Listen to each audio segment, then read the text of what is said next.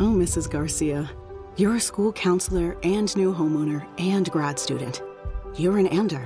National University supports the whole you, so you can focus on what matters most. Learn more at nu.edu. The numbers told the story, they always do. It's one of those idiots who believe in analytics. This is A Numbers Game with Gil Alexander on VSiN. Monday morning, downtown Las Vegas. Jared Smith in for Gil Alexander this morning. Welcome to another show, another week here in, I'll be honest, a little chilly this morning. Felt like April, I would say even maybe February, March weather, making my little trek across downtown Fremont Street from Circa here to the D to do this show. We wish Gil the best this week. Matt Brown will be in for the rest of the week with you. Kelley Bydlon here as well. Good morning, Kelley. How was your weekend, bud? Good, man. How you doing? Oh, good. Thanks for filling in, Jared. Always like to see you. Not only am I fantastic, our bankrolls are doing a little better after a very fun Saturday. We both, and I think we might have been the only people on this fine network that cashed on the Derby Saturday. There was a lot of people that liked the favorite fierceness, but Mystic Dan stuffing our pockets with Mystic Green on Saturday afternoon. Yeah, one of those few times, Jared, where a added bet goes right, because it was the late ones always lose. Yeah, the late ones always lose, right? But I was sitting there on Saturday, and I'm like, okay, all I've bet so far is just a touch. I got to get a long shot in there. We were talking before, like I'm not a horse guy, so I'll bet two or three horses to win every year. That's it. And I just looked at like some basic speed numbers, and I'm like, this Mystic Dan fella sounds like he could be a good play. Old Dan. We love Dan. He's more like Lieutenant Dan. Got promoted to General over the weekend after what was a fantastic race. And again, I was live on the air doing Live Bet Saturday literally when the race started.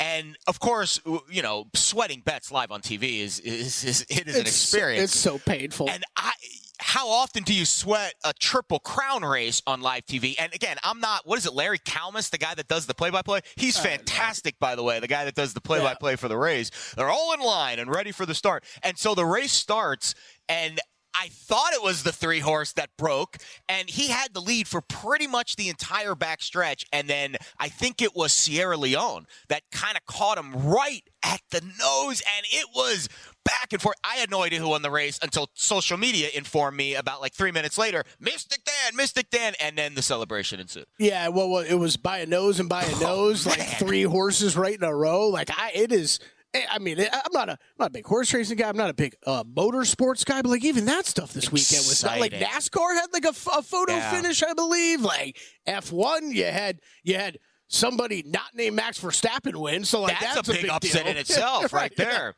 Yeah, so first of all, shout out Zach Lucas from Twin Spires. He's the one that gave me the inspiration to bet Mystic Dan. It was an 18-1 cash, awesome stuff. But the other interesting thing, we were talking about it during our pre-show here, that not only the trainer who won the Derby, but the same trainer also won the Kentucky Oaks the prior day, and that is a pretty historic thing. So a historic weekend at Churchill Downs. Yeah, first time since 1952. Wow.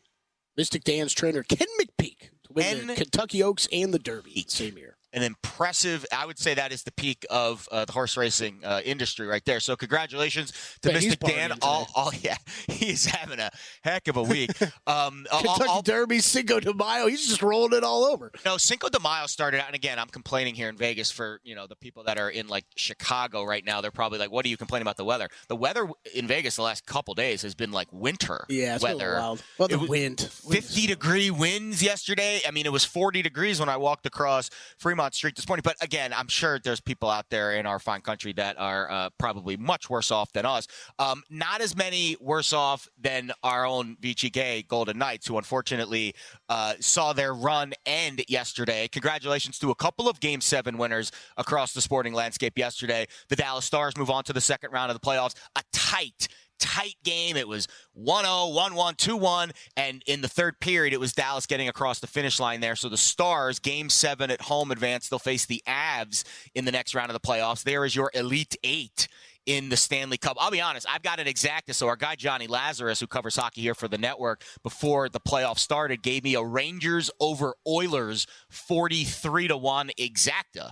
Which, again, we're a long way from completion here, but you got to win the first round before you can get to the next round. So we are alive there. That'd be a fun. I'll be honest. I like karma full circle type things. And I'm thinking to myself, if the Rangers are going to win the Cup this year, the last time they won the Cup, it was against the Canadian team, the Vancouver Canucks. Why not against McDavid and Draisaitl and what has been an unbelievable run? So we'll have a good look at the second round of the playoffs. Jake Hahn coming up a little bit later this hour, co-host of The Point. We're going to talk about all things NHL postseason. The other Game 7 yesterday, so I'll be honest, I didn't love – how do you feel about this? The 10 a.m. local start time for Game 7, Cavs Magic. How'd you feel about that? I think the NBA once we get in the playoffs, they just lock these schedules in. Like, I really thought that was going to be slid once we knew there wasn't going to be another game, but I don't think they do that anyway. Like, for everybody who thinks they can, I think once the NBA hits the playoffs, the schedules get very regimented of when they're going to play games. And then also, would they have, Jared, if it was a Lakers-Celtics like Game 7? I think they might have. Probably. I do think the two teams did have something to do with it. Yeah. They didn't want to go up against the roast of Tom Brady last night, which, by the way, was absolutely fantastic. I think it was the best sports entertainment crossover since maybe The Last Dance. Okay, so I'm gonna be the old man for a second. You didn't like it? No. I didn't say that. Okay. But doing the show yesterday, rushing home. Yeah. I didn't get a chance to watch it. Right. So I watched part of it and all the clips. Okay, so I saw one clip. I did see one. Some of the clips are fantastic. Yeah, I watched half, and then I had to go to bed. We had to be up early for the show. But I have the next half. I want to get the Tom speech, which I heard was, whew. Oh, there was one line I heard from him. I couldn't believe he dropped it. But it was one of those. Someone told me about it yesterday morning. They're like, "Hey, you watch the Tom Brady roast?" And I'm like, "Roast? Like, what is Comedy Central still doing roast? Like, I didn't even know that." So I knew about it. I was like, "I don't care about a Tom Brady roast." And then I'm sitting at home trying to get some work done, and Twitter's blowing up with some of this stuff. So yeah, I guess I'm gonna have to watch it later. Now I got a little bit of the FOMO going on. You know?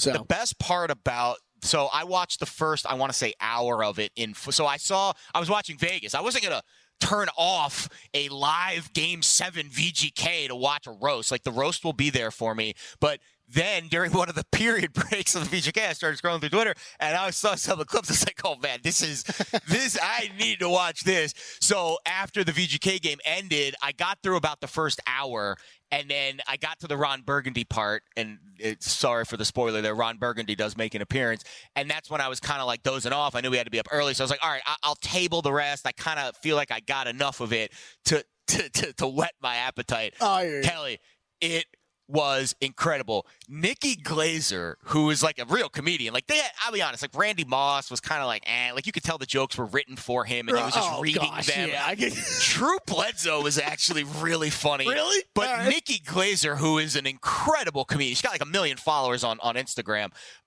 She was unbelievable. And there was a couple jokes. So Jeff Ross, who's like the classic roast master, he did a couple ones. There's a name I actually recognize. Yeah, where Tom had to like stop him on one, and I'm like, all right, that's not the spirit of a roast. There's nothing off limits in a roast. That's the whole point of a roast. But then he got I'll save the spoilers. Go watch it. I promise you, if you're a sports fan, we need more of these. I think LeBron should be next.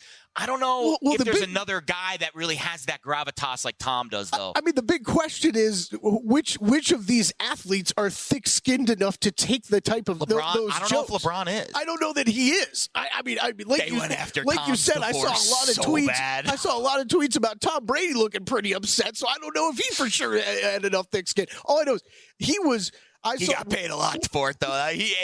Money cures everything when you're getting made fun. I think he got 8 figures for this. Are you serious? I think he got at least 7. I think he got at least $1 million plus. I think they're close to $10 million from what I heard. The one clip I saw, and I got to watch this whole thing.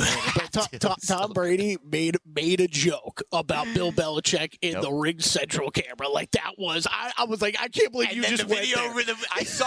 I forgot about, again, I don't want to give away too much, although I feel like I've blabbed so much about this already. I'll close with this.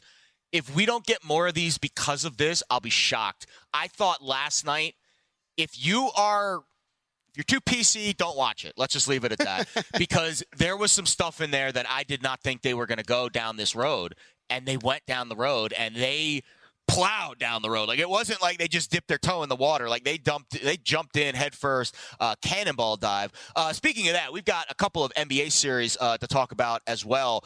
2 NBA games tonight on the docket, and I'll be honest, the basketball pickings right now are really good, Kelley. The first round of the playoffs, I think I would have liked to see a couple more series get extended, but there were a couple series that the intensity level, like that Knicks-Sixers series, felt like a finals type of series. Yeah. And we'll see what happens when they get going tonight. Knicks-Pacers game 1. T-Wolves-Nuggets, you had the early upset with Minnesota. We'll see how Denver bounces back tonight as well. We will talk about our plays, our vibes. I've got a couple prop angles that I like. I don't bet a lot of sides in the postseason. Really hard to get value. Live betting matters, but pre-flop, the prop market, to me, adjustments with time on the floor and matchups, to me, that's where I find the edge. Yeah, I like that. Yeah, I think for me, it's, for me, I mean, everybody's listens to the shows knows during the NBA regular season, it's a lot of sides for me, not nearly as many totals, which I know that's kind of flipped from a lot of normal NBA bettors.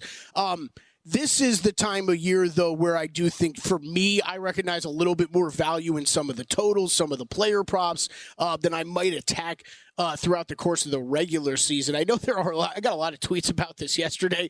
We do have a schedule for the NBA. Yeah, you've been sitting on money. You've been sitting on futures bets probably for months. You might get paid tonight. That is honestly the NFL night when you hit that, and it's a great night when you finally pay that. When you finally get that payout, because you know who's going to win for the most part at this stage, right? Right. So yeah, we got Rookie of the Year tonight, Defensive Player of the Year tomorrow, and then MVP coming to us on Wednesday. Yeah. So if you're sitting on those tickets. Let's go Wemby. Yeah, Wemby. That's the Defensive Player of the Year. Wemby not in the postseason. We will get to some of the postseason games coming up on the other side of this break. A numbers game continues here on VSiN.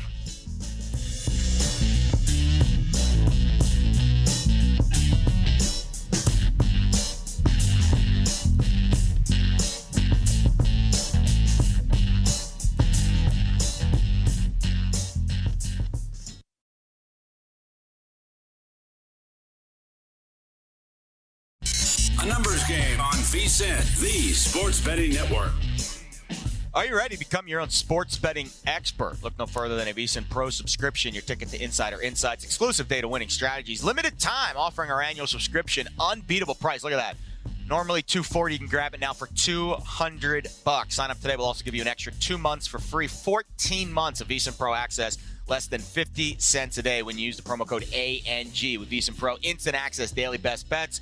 See that leaderboard has got the best win percentage and ROI, tons of live programming, proven betting systems from pro cappers, and our exclusive betting splits. Everybody loves the betting splits. VSiN.com/subscribe. Claim your 14 months of VSiN Pro for only $199 with promo code ANG. This is ANG, also known as a numbers game. I'm Jared Smith in for Gil Alexander today. Happy Monday, everybody. We're live from the D. Kelley Bydlon with us as well. We'll have Jake Hahn coming up in about 30 minutes. Talk a little puck, see how my Rangers are going to fare after a really nice win for them yesterday against the Carolina Hurricanes. They get off to a 1-0 start. We got some games tonight on the ice, and we will, of course, bid farewell. New team. It is exciting when a new team is going to hoist the Stanley Cup. I don't know if it's going to be a fresh new team, but a team that didn't win it last year after VGK got eliminated in 7 last night by the Dallas Stars. So the Stars advance, still face, looks like Tuesday night, Stars, Avs, Rangers, Hurricanes, and tonight we'll get game 1 of the Bruins and the Panthers. Jake Hahn coming up in about 30. But let's continue the NBA discussion, Kelley, because I'll be honest, we've got games tonight in the NBA, and I don't know if the sides have any interest to it all, but the Nuggets are about a 5.5 point favorite at home. It's always interesting to see the adjustment. We talked about this on Saturday with Will Hill. After that game 1 loss, the game 2 home team, right? Game 1 at home, you lose. That home team in game 2 tends to get maybe an artificial boost in the market, but they have been very successful in game 2. But the question is, you want to lay more points with the Nuggets in game 2 after they lost game 1 outright? We're only laying 4.5. It's a tough, wrap your head around it type of handicap, but over the last decade or so in the NBA, it's been very profitable. Yeah, I'm actually involved in both games tonight. I laid it with the Nuggets as soon as I don't blame you, but it's a hard bet to make, but it's a bet you got to make, I think. For me, it's that, Jared. It's a must make for me. It's just for tracking these teams all season long. I mean, the past couple of years, it's just it's a little bit of the nod of the respect to the Nuggets and what they've done. And look, are there major questions and concerns on their side? Sure. KCP, Jamal Murray, what's the health status really of both of those guys? I think they're still working their way back. I think what I'm looking at heavily from what we saw game one, Jared, no surprises like that. This is Timberwolves was still kind of the lean for me for the series. Sure. I just thought the price was going to be a little bit better, so I didn't get involved before the series started. But you saw a lot, extremely high-level play from Minnesota, and it's one of those, are they going to need to do that 4 times to win this series? Yeah. Can they? Yeah. Are they going to do it to that level every single night, though, on both the offensive and defensive side of the ball, where they were great? They were both great. I'm not buying that. I do think in a game 2 where we are far enough along in the playoffs, this is a must-win situation already. Must win. Every game, let's be honest, every game's a must-win when you're at home in the playoffs at this stage. I think the prop market, the props that intrigued me tonight, so I'm always interested in adjustments. I'm always interested in seeing, is there a guy that is getting significantly more playing time in this game than in prior games of the regular season, but also the postseason, the first round. I think Jaden McDaniels is that guy for me. He continues. Now, he's a starter on Minnesota. He's already, asked to do a lot, but I've noticed his minutes workload up precipitously in the postseason, and he's coming off of an offer, a bagel. I was on his, I think it was either 14 or 15. It was somewhere in the low teens, his PRA prop in game 1, and I felt great. 8 rebounds, 1 assist. You feel like you're going to hit a low teens PRA. He went 0 for 7 from the floor. So I think that's a guy, I think the volume's there. We don't expect him to go 0 for 7 again from the floor in this game. I think Gobert, too, 13 rebounds. It looks like the games I've watched between him and Denver this year, he's always an anchor in the paint. But because of the way Jokic likes to kind of draw you out, it looks like he's almost more anchored into the paint. He's almost trying to entice Nikola in. Yeah, they're playing Cat or someone else on Jokic. Exactly. Yep. So let him roam a bit. I think Gobert rebounds. I know it's super square, in terms of the handicap. Oh, he's the center, get rebounds. But the way that they're playing, it seems like he's a vacuum in there. Yeah. And if Jokic is out and it's just Gobert in the paint, like they don't have another big Denver to really get in there and get those boards. So I think Gobert rebounds. You want to do a PRA, that's fine too. You want to pair those together. I think that's a good simple cap actually, because we saw it. I don't know why Minnesota would go away from what they won. How they're handling things defensively with Jokic, and that's going to let him, be down low with not a very big guy, trying to contest those rebounds with him. I like that one. I like it. I think to me, the vibe in the series for the Denver side, I saw this pre-flop coming in. I saw the market adjust accordingly, and it made sense handicap-wise. Denver, if Jamal Murray is going to be kind of the distributor, and he wasn't in game 1, but in prior games against Denver, he had 6 assists, and I thought to myself, okay, if Jokic is going to have all this room in the paint, outside of the paint, turn into this like mid-range scorer, Jokic over points makes sense, but Murray over assists and guys like Aaron Gordon over assists makes sense. The other role players for Denver who handle the ball, as much as Jokic is kind of the distributor, it seems like the games against Minnesota, they wanted to make him a scorer and let the other guys be kind of the distributors. Gordon went over. He had 6 assists in game 1. His number was 3.5, closed 4.5. If you had the alt prop, I bet over 4.5. I bet 6. I even got to 8. Didn't quite get there, but we got to 6. I think Gordon over assists makes a lot of sense. And I bet Murray pre-flop to lead the series in assists. He's got a long way to go, of course, after Jokic had a really good assist game in game 1. We'll see if that switches in game 2. I think Jamal Murray, as much as I want him to be the primary scorer for Denver, I think they're best in that role. I do think Minnesota's strategy is to get him off of that situation. So I'm going to probably go back to the well with the same props I had in game 1. Aaron Gordon over assists, Jokic over points. I'll go Murray over assists, and then on the Minnesota side, Gobert over rebounds, and then Jaden McDaniels. I think I'll get cute with McDaniels and do a PRA, because I'll be honest, after the 0 for 7, he had 8 rebounds. So hopefully the rebounds gets us home there, have another good rebounding game. But I'll be honest, this Minnesota lineup, they don't look like they're afraid to go into game 2 and steal another one. Yeah, no, they're not. I mean, they played great. They played great game 1. McDaniels, I like that. I like that angle. It's not necessary. I would play the PRA with him. Agree. He's not. You there don't know for which shots. one's going to be the big one. Yeah, he could have a better game score. offensively, though. Yeah, he's not there to score. He's there to play defense. Yep. But what is he in the playoffs? He's going to get a ton of minutes. So yeah, he's played 40 minutes. Right, exactly. Like if you're telling me that I only have to get to, I want to say his number's like 14 or 15 tonight for PRA. And I'm assuming it went down after an 0-for-7 game. If you're telling me that a guy's on the floor for 40 minutes and he's basically, rebounding the ball a ton, and I think I love the PRA props. I think they're my favorite props to bet on those like wing players who you don't necessarily know if it's going to be a good scoring game, but they're always going to kind of be around the ball and they're going to be on the floor a ton in this series. All right, let's quickly get to before we get to Knicks Pacers, the series price for Denver. We were talking about this on Saturday night. Will and I were trying to guess what the series price was going to be when it got reposted.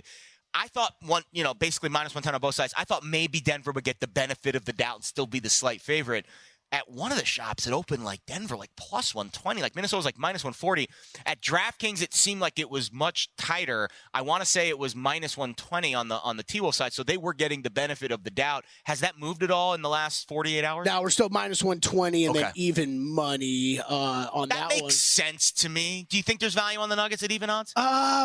No, because I still like the Timberwolves. I'm glad you brought this up, though, because if there is if there's a shop hanging this, and you can shop around. I saw DraftKings was yesterday. I don't see it up right now, but I looked around everywhere here in town and didn't see this.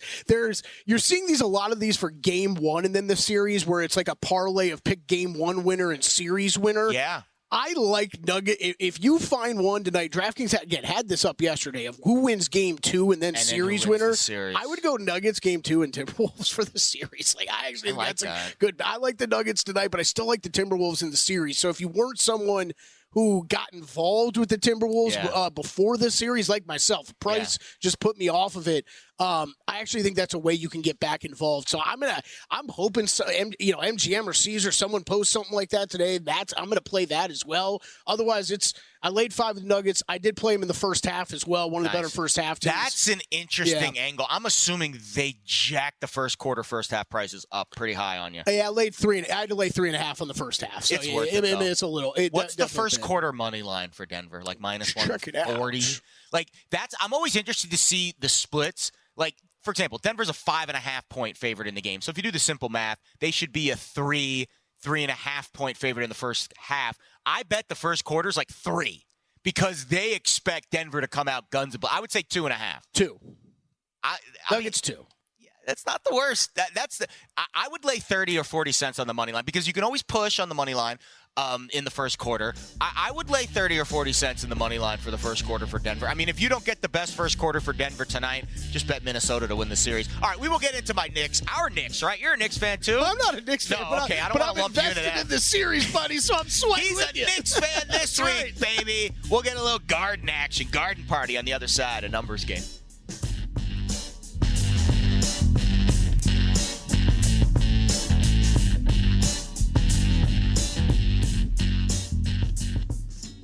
A numbers game on VSiN, the sports betting network. Yeah, start your morning with a daily dose of winning strategies, insider tips, latest buzz. It's the free VSiN daily newsletter. Look at Bill 80 on that screen with the graphic, the bald head, and the glass. Beautiful. Collar. Yeah, he's got it all. In today's newsletter, I saw Steve Makinen got some betting trends for the NBA series prices that are hopping on board with you, so be sure to check that out. Expert analysis, latest odds delivered straight to your inbox. Absolutely free.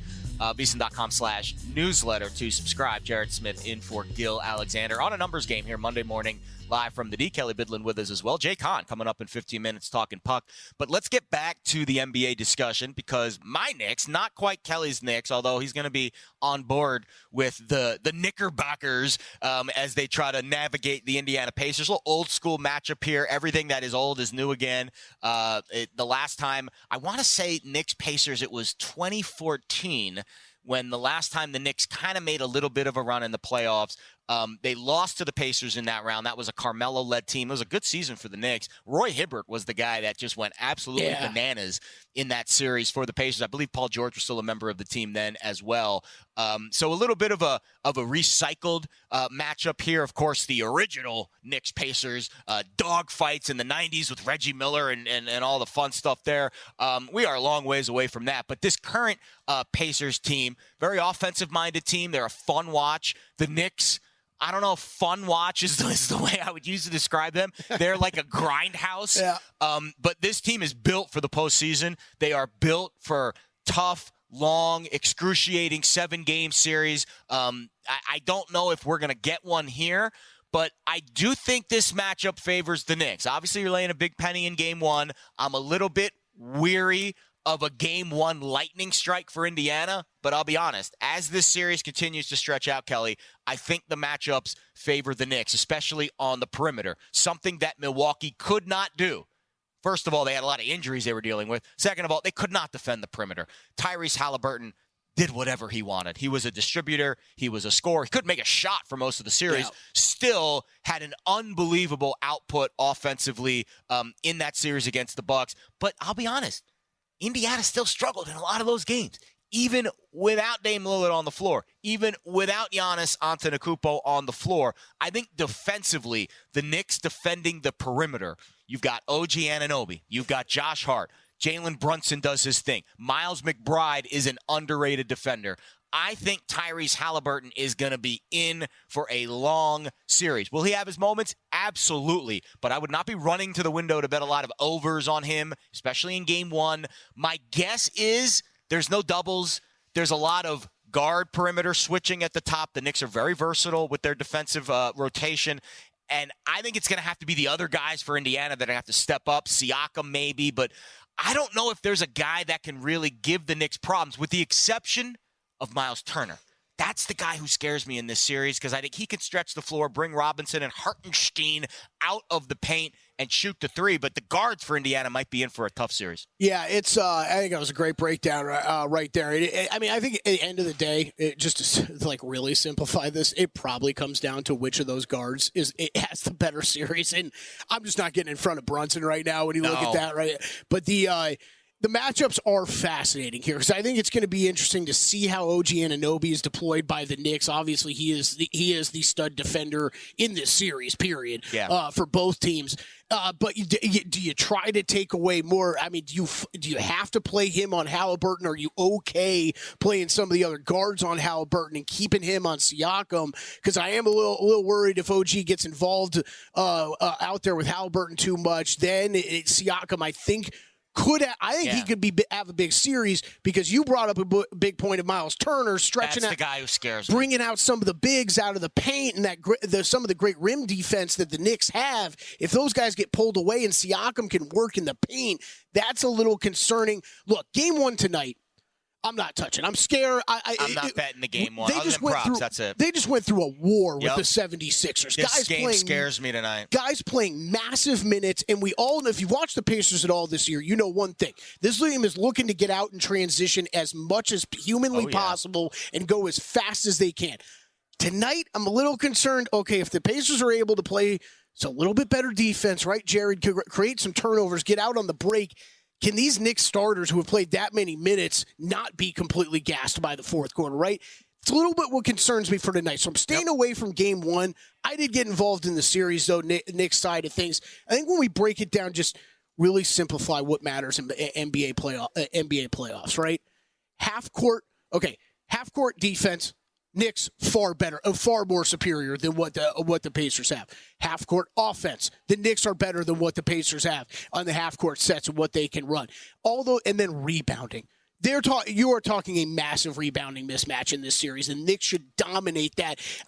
The only reason I keep going back to the Miles Turner thing is that is such an X factor, right? Can you bring some of those bigs away? And maybe that helps mitigate what they're able to do on the boards on the New York side of thing. All of those, though, Jared, are slight concerns for me. I think the Knicks are a better team. They operate better in things that matter, places that matter in this series. I love them in the series. I laid 215 on the opener. Bet them pretty heavily there. So I'm a little concerned about game one. I'll probably be dipping back in if the Knicks drop it. Yeah. And I think if you're a Pacers fan, Pacers backer, you got to steal one of these first two games in New York. It is massive to do that and get bring at least a 1-1 series back to Indiana. If Knicks are up 2-0 going to Indiana, I'm feeling real good, Jared. I'm feeling real good. Yeah, I think the games at the Garden are going to be unlike anything Indiana's dealt with all year. Yeah. The Philly series. All right, I'll be real with you. I'm a Knicks fan. Been a Knicks fan my whole life. Born in New York City. One of my first games was a Knicks game. Lived in South Florida. Yeah, and then I moved to, and then my family did something very cruel to me in 1992. They said, "Let's move to Miami," and then I grew up in the 90s as a Knicks fan in Miami. I mean, you can see how that went. But a lot of good memories, of course, with those late 90s teams. This series, the Sixers series, felt like that. It felt like 13-year-old Jared in 1999 watching Allen Houston hit the game winner in Game 5 to send the Knicks as an 8 seed over the Heat, the 1 seed, in a massive upset. And I'm not saying that's the same thing that happened in the Sixers series. Obviously, the Knicks were favored. They should have won that series. They did win that series. But my point being, the way I felt watching those games, to me, felt like old-school NBA postseason, Knicks being good for the league. And let's be honest, I know a lot of people hate New York. I'm looking at you, JVT. But you have to admit, when that Garden is rocking in the playoffs, there aren't a lot of places that are at that level of intensity. And it makes the game better. So we'll see what the vibe is tonight. I think this is the one game where I can see Indiana winning in New York. I think this is the only game they will win perhaps in New York. I don't think they will. If they win tonight, they're definitely not winning game 2.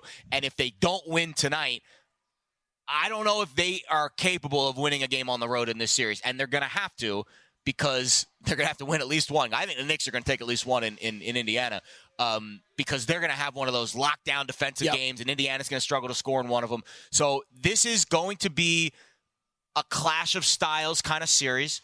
It's going to be a series that I think Jalen Brunson, let's be honest, and I will be honest, when they signed him, I was like, the Knicks, great. I love Jalen. The Knicks still need a star. I was wrong. I'm with you. I was the same way. I was like, oh, great. He's a good number 2.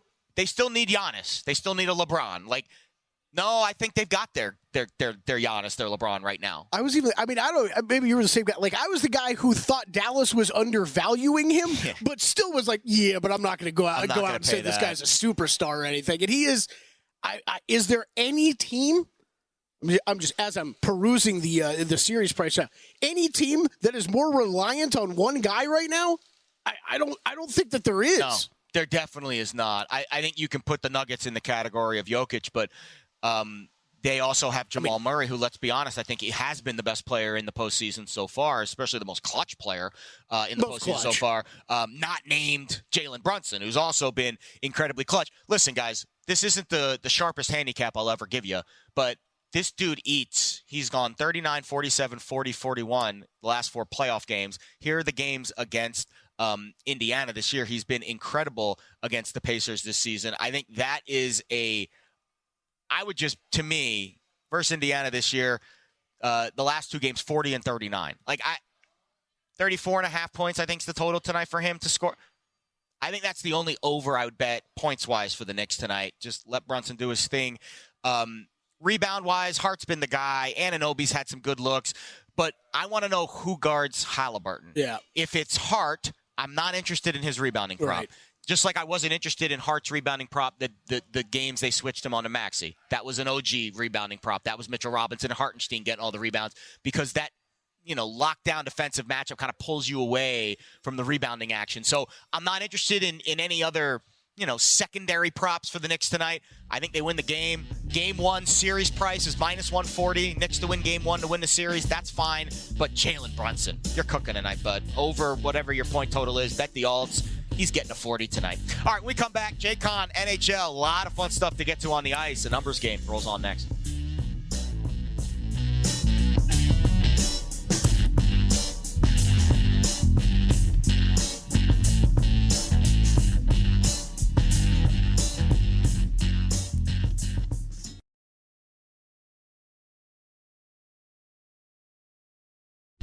A numbers game on VSiN, the sports betting network. Hey, don't miss out on any of the NBA playoff action at DraftKings Sportsbook, official sports betting partner of the NBA. Playing tournament through the finals, DK's got you covered. Same game parlays, live betting, odds boost, so much more. Download the DraftKings Sportsbook app. Use the code VSiN. New customers bet 5, get 200 in bonus bets instantly. That's code VSiN, only on DraftKings. The crown is yours.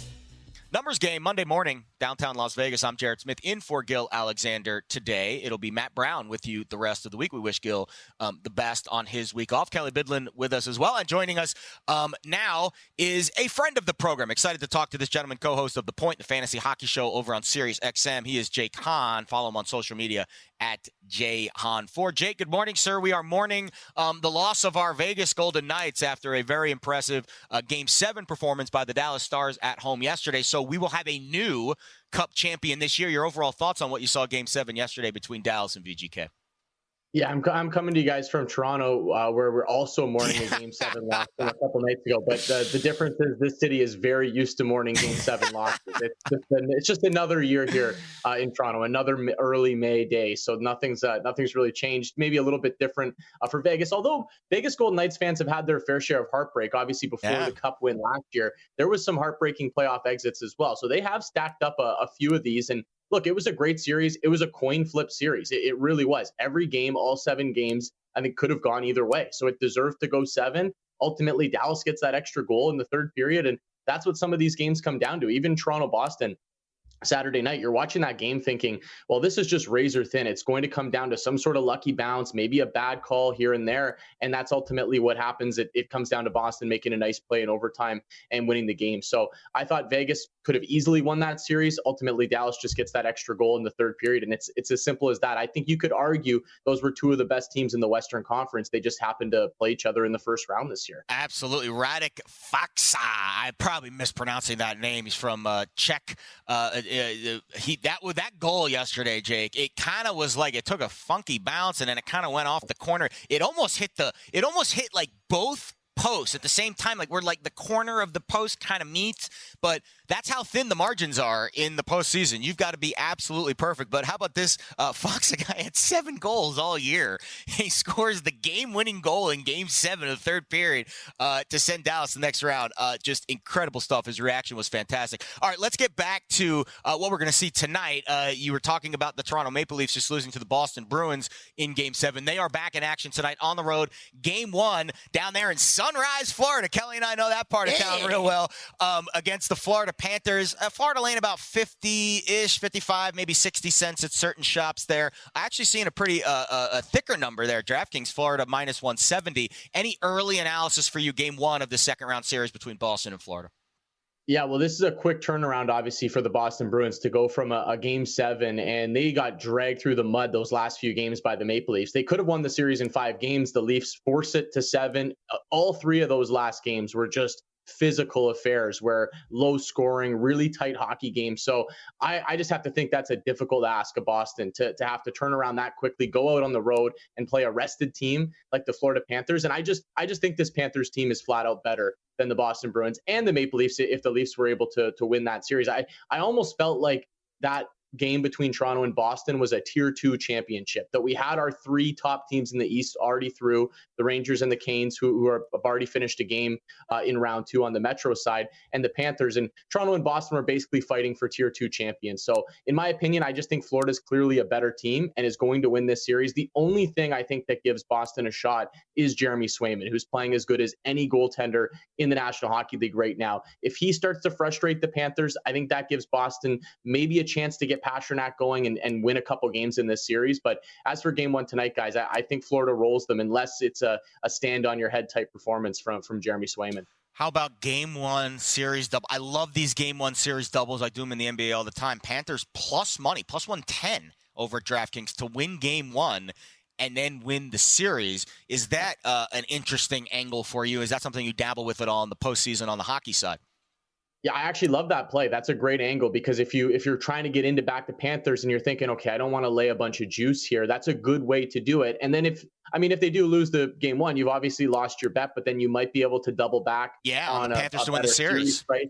right? So I don't mind that at all. I don't even mind laying the -1.5 on the series price if you can find those types of props where, you're laying a game and a half, but you're basically saying, okay, it's not going to go 7. Like, I like this team to win. They could sweep. They could win in 5. They could win in 6. And you're still covered in a lot of those scenarios. So I like the Panthers, and judging on this game 1 line, guys, it looks like they'll probably be a favorite in Boston as well in those road games. So if you do get to that sort of situation where maybe, okay, I need this win to win my series prop bet, you could hedge on the other side of Boston and probably get a decent number. So I really like the Panthers in this series, guys. I just think they're in a different class than this Boston Bruins team. Hey, Jake, I was having a conversation with somebody yesterday. I thought this was interesting. They were talking about just the home ice being a little overvalued in the betting market right now through the playoffs so far. Have you found that to be the case? I know you're just talking about the Panthers possibly still being favorites going on the road. Yeah, we have seen a lot of road teams have success, Kelley, throughout the course of the postseason. So I don't know if you completely throw it out.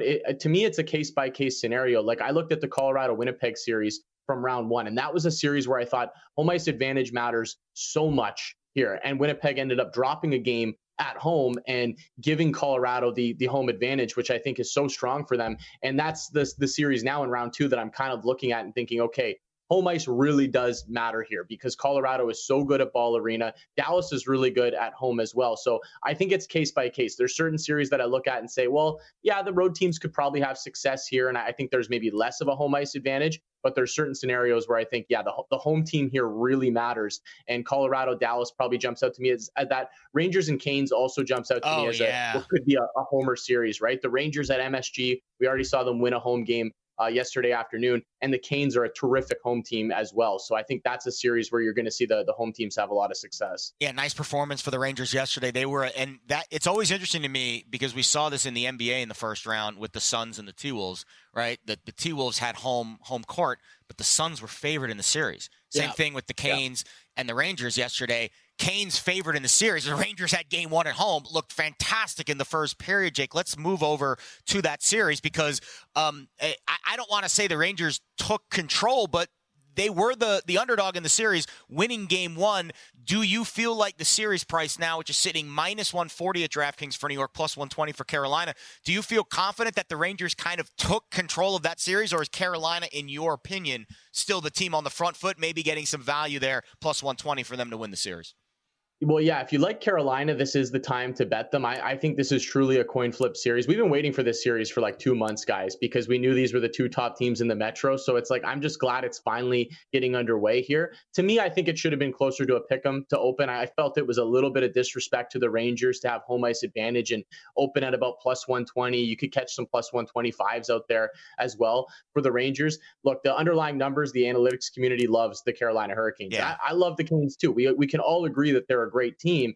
And I think those same underlying numbers don't necessarily love the Rangers as much as the standings show and how many wins they have show. But I believe in this Rangers team. I think they check every single box for me. A Norris caliber defenseman, a Vezina caliber goaltender, top 6 that's just absolutely loaded. We're seeing Mika Zibanejad unlocked in these playoffs as well, and he's really stepping up, scores a couple big goals in the first period yesterday. So I wouldn't say that the Rangers took control of this. I think they basically just held serve in a home game, and you're going to have to take care of your home games in this series. But I like the Rangers going into it. I think it's probably going to be a 6-7 game series, so it's going to go long. But I do like the Rangers, and I think at -140 on the series price, up a game, I think that's actually a pretty good number on the Rangers. So that's just for me as someone who liked the Rangers. If you went into this saying, I like Carolina, I prefer them, then yeah, this is probably a good time to jump on them and hope they steal a home ice advantage in game number 2.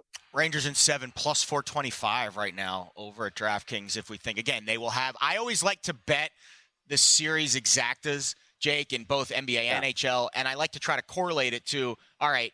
I want to bet on the team that's going to win the series, and I want to make sure that the game I am picking is the game they're going to be favored in, right? That's why I always struggle with Rangers in 6. Well, they're going to be a dog on the road in Carolina in game 6. Like, I'd rather bet the game 7 +425, and if I have to come back, if I want to come back on the other side, Carolina likely will be a dog in that game. Let's talk about another series where we've got a big dog right out of the gates, and it's this Edmonton-Vancouver series. Edmonton, I'm looking at a series price right now, Edmonton -260. About 30 seconds left here, Jake. Is that too heavy of a price to lay on the Oilers?